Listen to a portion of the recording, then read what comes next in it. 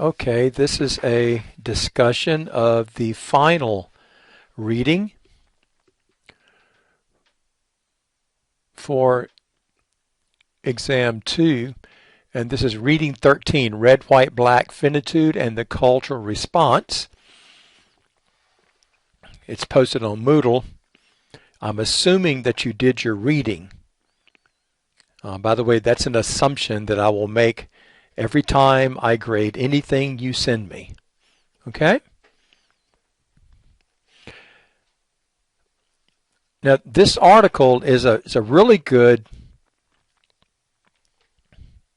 article to piggyback onto our discussion of Becker, because as I said, his work greatly influences my own. I sort of took some of his core ideas and ran with them. I developed culturization and things like that.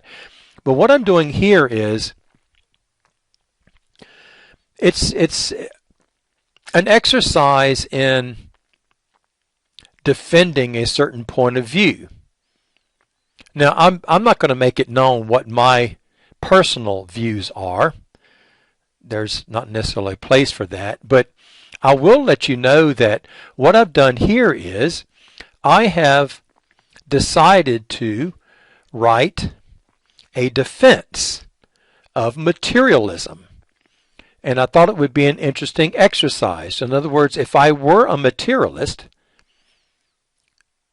what sort of arguments might I make for materialism? And remember what materialism is. It's the idea that the physical, tangible universe is all there is. There's nothing beyond it. In other words, culture is strictly fantasy.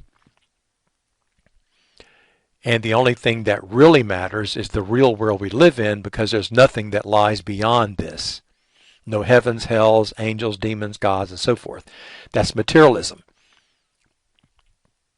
All right, so the first part of the article, I sort of set up my defense, because in case you're wondering where it says opening salvo, that's the point where I actually begin to defend materialism. And basically defending Becker's arguments. Now, on the first page, particularly the left-hand column, I talk a little bit about my initiation experiences and how they led me to a greater appreciation of what your typical believer might feel about their religion. And it made me see how convincing these experiences could be for someone who was involved with these belief systems. So that was the point of that discussion, particularly in the left side there. Although I do mention, and this is now, we're about 10 lines from the bottom of the left-hand column, page 47. In fact, if anything, my experience left me more convinced of the truth of cultural relativism. So, in other words, as an anthropologist, I was able to sort of stand above my experiences and interpret them in their cultural context, and not look at them as being absolutely true of reality. Right? Okay, on the right-hand side, I do discuss the transcendental point of view. When I say transcendentalist, I'm referring to like believers in a transcendental realm of some sort, of heavens and hells, etc. And then I make a point about materialism and the way it stands in contrast to transcendentalism, or religious belief.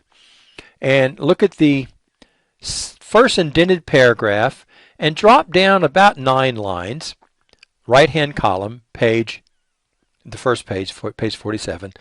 Quote, the materialists, in other words, aren't really asking for much in the way of credulity. In other words, the materialists aren't really asking us to believe, quote unquote, anything. Whereas the same cannot be said for the transcendentalists, the believers, what with their gods, demons, angels, spirits, and so on, all of which seem to be so hopelessly emic that their ontological status seems to be roughly equivalent to that of the Loch Ness Monster.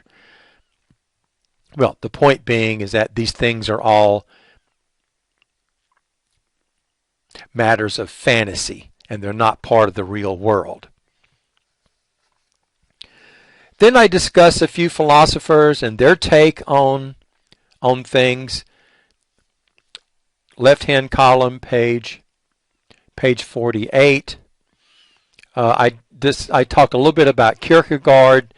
I mentioned Kierkegaard's leap of faith. That's like halfway down the left-hand column, page 48.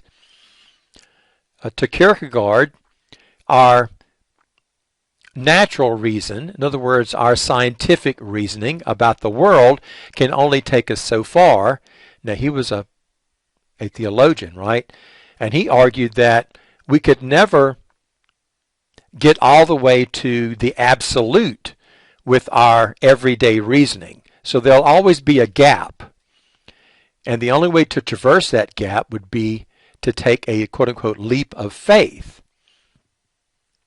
And you can see I critique that idea because I note that it seems clever, and I understand that science only gets us so far, and it's true, science does not claim to have absolute truth, where religion does.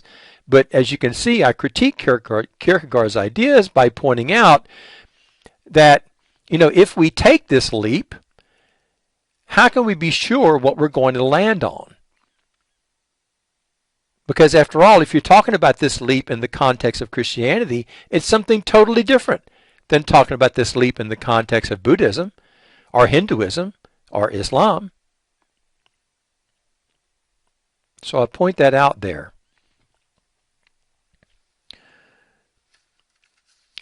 Towards the bottom right-hand column, page 48, I do mention that there was a point in time in my life when I realized that I had been had. In other words, I had been taught all these cultural fantasies as if they were true, and it never dawned on me that they were just one set of fantasies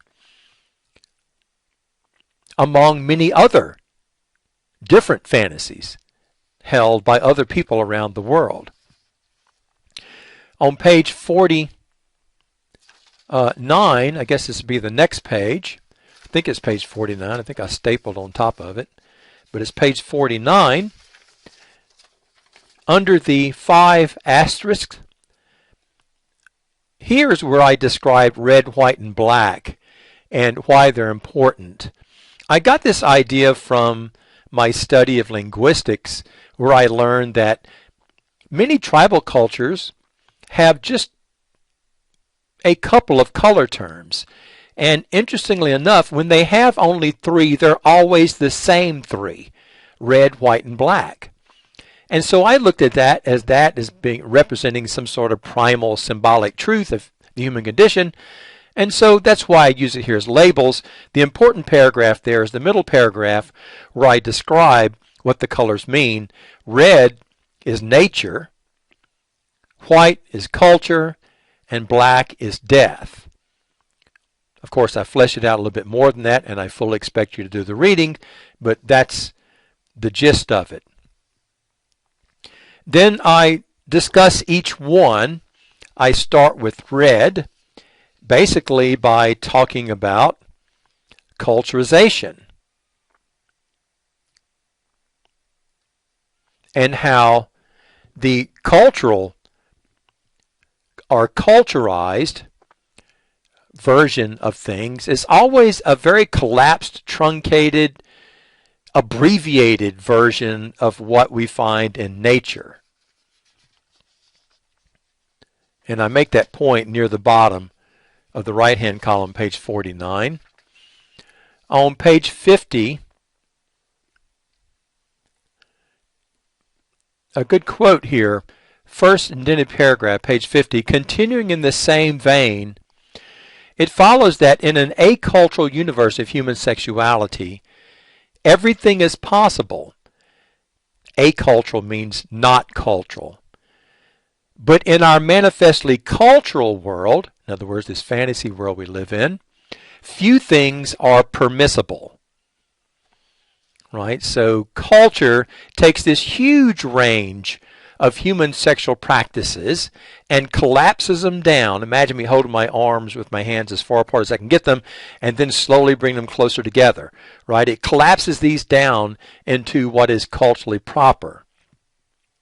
And then at the very bottom of that column, it reads, human sexual behavior then has been culturized. The possible has been reduced to the permissible. Okay, under white, drop down about 8 lines after the dash. We are born, we live, we grow old, we die, and are subsequently interred in the ground to be again reunited with the star stuff from whence we came, as the earth slowly absorbs our decomposing remains. Now that's a materialist point of view, right? To continue, there is more, however, to this story. Now this gets us to the cultural part, primarily because we choose to add another chapter, namely a chapter on our cultural response to this apparently hopeless predicament we are facing. And then near the bottom of that paragraph, religion, in other words, is the only truly transcendental cultural response to anality. And that's true. It's the only human response to anality, particularly the only transcendental cultural response. In other words, the only response that reaches beyond this world we live in. And one might add that given the ubiquity of religion cross-culturally, it is arguably the most effective cultural response. This does not mean, however, that this particular cultural response is without its problems. Fourth line, next paragraph, religion trivializes this fascinating, diverse, and sometimes phantasmagoric world we live in by again eliminating the possible and replacing it with the permissible. I talk a little bit up at the bottom of that paragraph about Jean-Paul Sartre and his idea that existence precedes essence. His meaning there was that first we are born and only later we are made. So for an existentialist like Sartre, what he's implying is that there's a window of opportunity for us to make ourselves. So we can be individualistic. We don't just have to be cultural beings. But then in regard to religion, look page 51, first indented paragraph, drop down 6 lines. Let's face it, chances are one is a Christian, Muslim, Shintoist, Hindu, Jain, Parsi, or whatever, simply because he or she was born in a geographical region where that particular religion is statistically prevalent. The inescapable and undeniable absurd conclusion here is that within the context of an exclusivist or absolutist religious ideology, a major factor, if not the most important factor, determining the fate of one's soul is geography. So in other words, the materialist here is arguing that it looks as if the religion we embrace is accidental, simply due to the circumstances of our birth.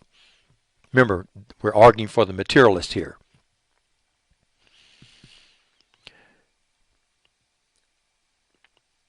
Near the bottom of the left-hand column,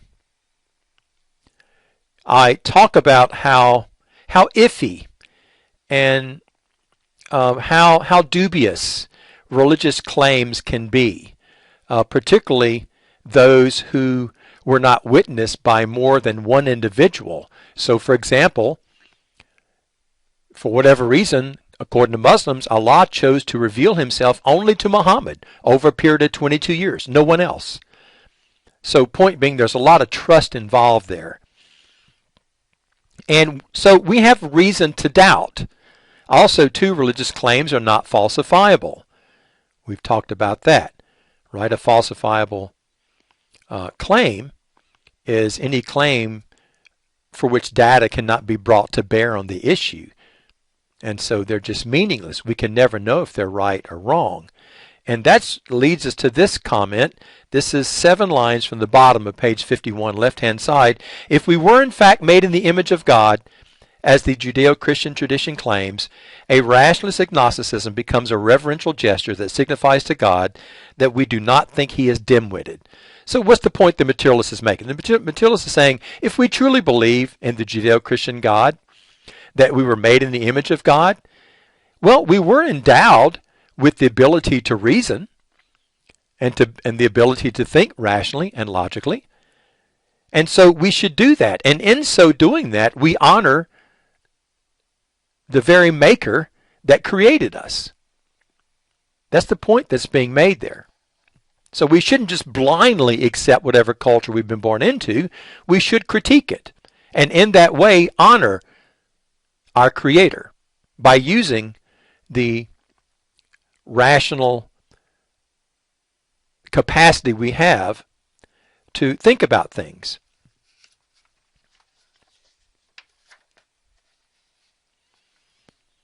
And then the very last paragraph of the article, the biological corporeal aspect of human existence is like an arrow shot into deep space.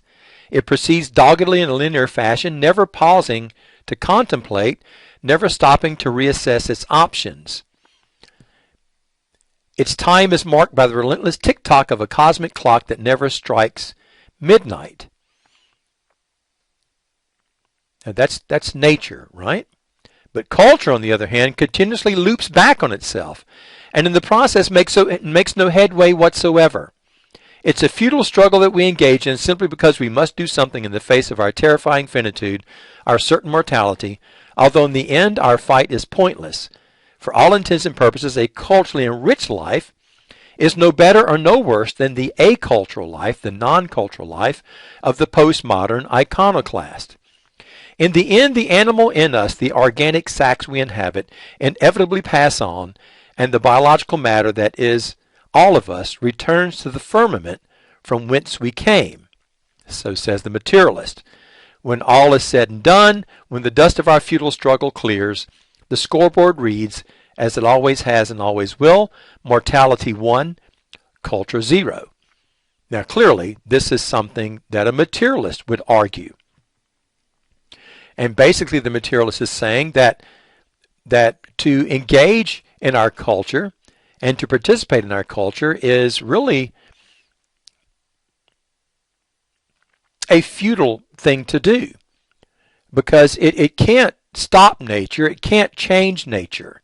Nature will keep doing its thing, right? Quite apart from whatever culture thinks about it. In fact, culture changes all the time. Nature never changes. And the materialist is just pointing that out.